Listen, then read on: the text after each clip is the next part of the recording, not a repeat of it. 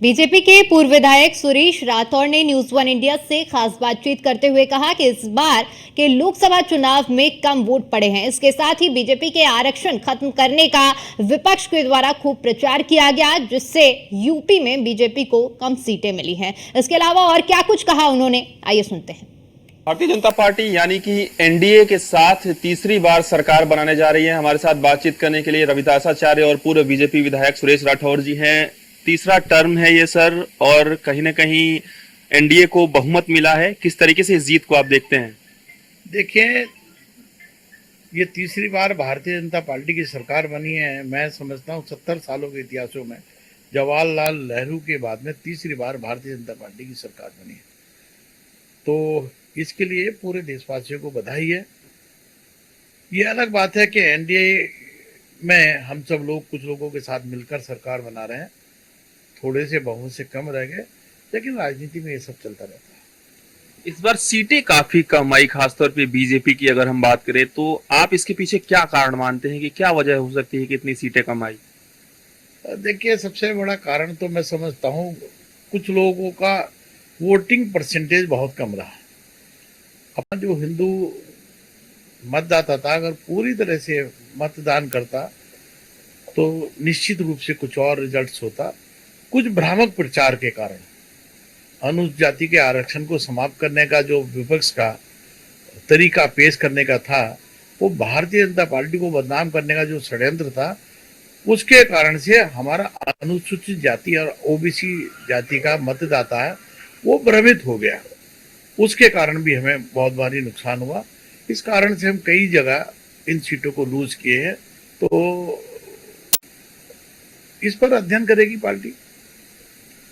BJP ने दावा किया कि हमने अयोध्या का विकास कर दिया, हमने अयोध्या को चमका दिया, लेकिन अयोध्या की सीट ही भारतीय जनता पार्टी नहीं बचा पाई। इसके पीछे क्या कारण आपको लगता है, चूंकि आप तो रविदासाचार्य भी हैं?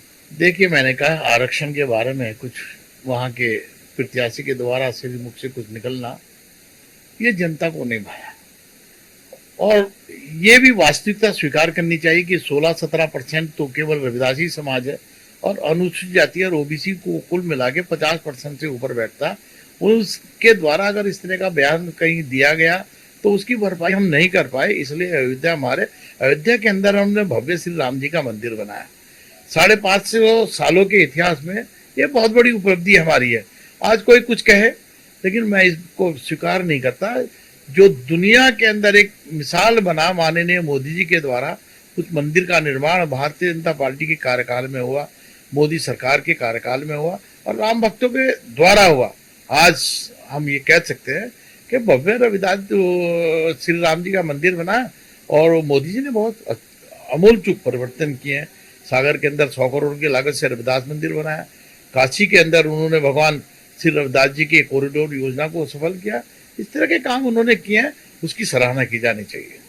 आपको लगता है कि उत्तर प्रदेश में भी जो कम सीटें आई हैं, तो कहीं ना कहीं इन सीटों पर प्रत्याशियों के चयन में एक तरीके से अनदेखी हुई या गलती हुई? और खासतौर पर नगीना सीट की अगर हम बात करें तो भारतीय जनता पार्टी वो भी सीट नहीं बचा पाई। लगातार आप वहां से चुनाव लड़ने का मन बना चुके थे। आपने आलाकमान से, जहां तक मुझे जानकारी है, आपने बातचीत भी की थी, आप वहां से चुनाव लड़ना चाहते थे। वो भी सीट बीजेपी नहीं बचा पाई। आपको इसके पीछे क्या वजह लग रही है? देखिए, सबसे बड़ी बात तो मैंने पहले ही कहा कि जो आरक्षण वाली बात थी, उस आरक्षण की बात को लोगों ने गलत तरीके से पेश करके वहां पर अपने प्रत्याशी को हम लूज कर गए। और कोई कारण होगा, भारतीय जनता पार्टी को विचार करना चाहिए कि सही आकलन नहीं कर पाए कौन व्यक्ति जीतेगा। मैं समझता हूं कि हमने हिंदू समाज के साथ काम करते करते रविदास समाज को जोड़ने का काम किया था। यदि मैं प्रत्याशी होता तो मैं निश्चित रूप से उसके नतीजे कुछ और होते। एक आखिरी सवाल रहेगा सर, आपने अलीगढ़ और जामिया को लेकर कुछ रणनीति बनाई है या आपकी कुछ मांगे भी हैं? ऐसी कौन सी मांग है जो आप चाहते हैं कि इसमें बदलाव होना चाहिए? देखिए, मैं सभी राज्यों के मुख्यमंत्री से कहना चाहूंगा, देश के प्रधानमंत्री, गृह मंत्री और जो मंत्रिमंडल है उनसे भी निवेदन करना चाहूंगा, जामिया मिलिया हो या अलीगढ़ यूनिवर्सिटी हो, यहाँ पर अनुसूचित जाति, जनजाति और पिछड़ी जाति का आरक्षण नितांत आवश्यक होना चाहिए। और यहाँ पर हमारे जो एक सांस्कृतिक विरासत है, इसमें रामायण का, गीता का सर्जन होना चाहिए, पठन पाठन होना चाहिए। हमारे वेदों के बारे में इसमें पढ़ाया जाना चाहिए। और जहां जहां देश के अंदर हमारे मदरसे हैं और वो भारत सरकार के द्वारा या राज्य सरकारों के द्वारा उनको अनुदान मिलता है, उन मदरसों में भी हमारा आरक्षण होना अनिवार्य है। और जब तक आरक्षण नहीं होगा तब तक हम श्री गुरु रविदास इस महापीठ के माध्यम से इस आंदोलन को चलाएंगे।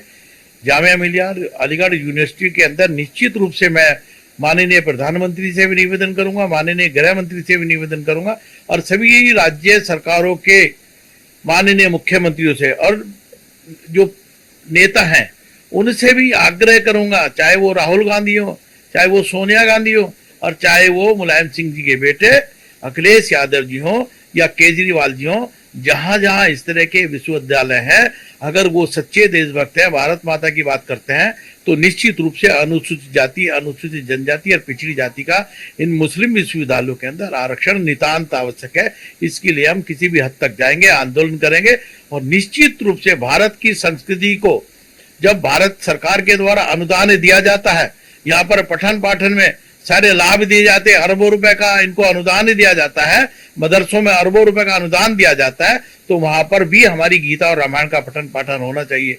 रविदास जी को पढ़ाया जाना चाहिए, गुरु नानक जी को पढ़ाना जाना चाहिए।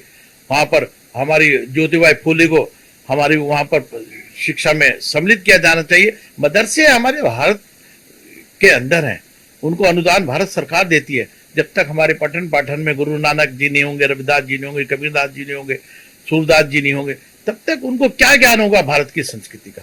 इसलिए मदरसों के अंदर साथ साथ मुस्लिम विश्वविद्यालयों के अंदर अनुसूचित जाति, जनजाति और पिछड़ी जाति का आरक्षण अनिवार्य है। मैं निश्चित रूप से कहना चाहूंगा, सबका ध्यान आकर्षित कराना चाहूंगा कि सच्चे देशभक्त है तो इन विश्वविद्यालयों के अंदर इन वर्गों के लिए आरक्षण लागू किया जाना चाहिए।